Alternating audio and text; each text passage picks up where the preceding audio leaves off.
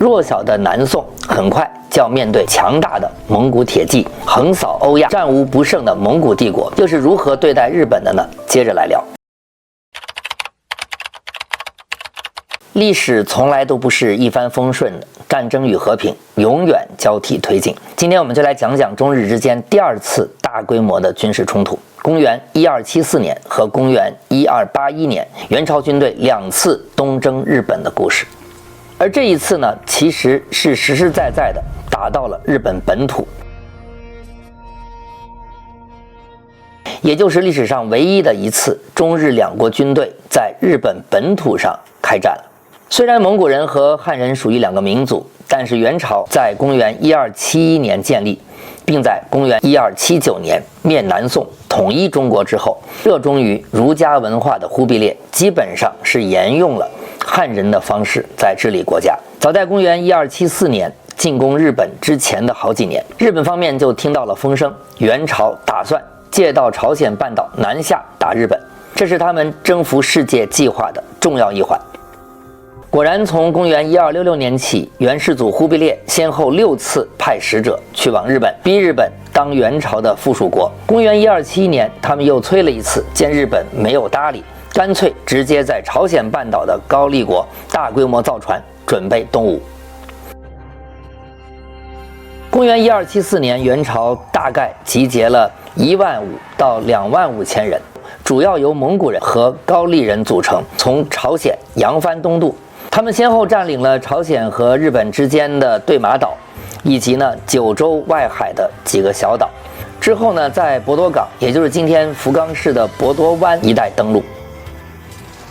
刚开始呢，从没跟外国军队打过仗的日本方面有点措手不及，元朝占了些上风。博多当地呢，有不少建筑被烧毁了，还包括了一片中国商船水手的居住区。但随后呢，日军奋力反抗，战况激烈，元军决定撤退，不料返航途中遭遇了强大的风暴，损失不小，最终勉强退回了朝鲜。这一仗之后呢，日本人也学聪明了，他们赶紧在博多湾沿岸修起了大概2米高的石墙防线。日本人呢，管这个叫做元寇防垒。如今呢，我们去福冈旅游，有些遗迹呢还是能够看到。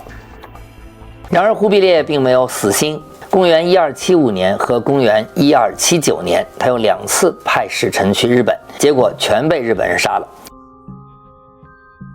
这一下彻底激怒了元朝。公元1281年，第2次更大规模的远征开始了。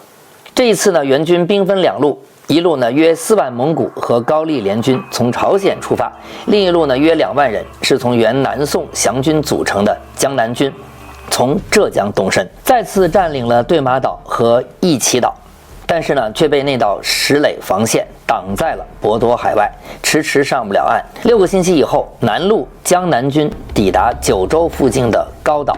正当两军会师准备强行登陆的时候，你猜发生了些什么事儿？一场超级的台风突然袭来，停在湾里的江南军船队几乎全军覆没，蒙古高丽联军也损失惨重，最后勉强撤回了朝鲜。日本朝廷一看，认为是神风天佑救了日本。后来这种日本受上天庇护的说法，甚至被极端的民粹主义利用。二战中神风特工队的名字就是这么来的。当然，现代史学对台风起了到底多大的作用还是有些争论，但是可以肯定的是，台风确实重创了元军。元军退去以后呢，没几年，中日贸易又恢复了。元朝还派了一位禅师当使者去了日本，留在了幕府所在地，也就是如今的旅游热门地镰仓，当中间人调节关系。这角色就像早年那些沟通双方的僧侣一样。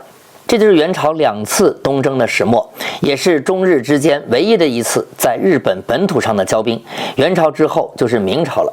下一集呢，我们要重点讲讲明朝的皇帝是怎么看待对日贸易的，而他们的态度又怎样催生出了我们后来非常熟悉的一个群体——倭寇。